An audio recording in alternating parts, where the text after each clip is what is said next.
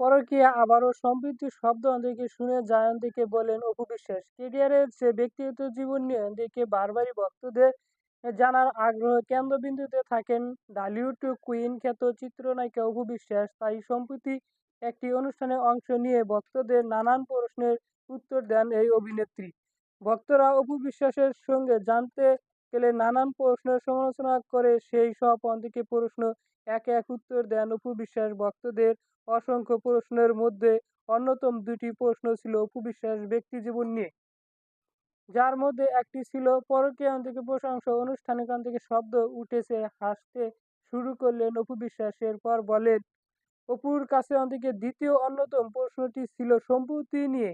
অপুর কাছে অন্তিকে জানতে চাওয়া হয় আপনার সম্পত্তি কত। এমন প্রশ্নের উত্তরে অপু বিশ্বাস বলেন, সবচেয়ে দর্শকদের উদ্দেশ্যে অপু বলেন, আমি অপু বিশ্বাস শুধুমাত্রই আমার অনেকে ভক্তদের জন্য হতে পেরেছি, তাই আমি আপনাদের হয়ে থাকতে চাই। গুটি অন্ধেকের সংখ্য লোক অন্ধেকে আমাকে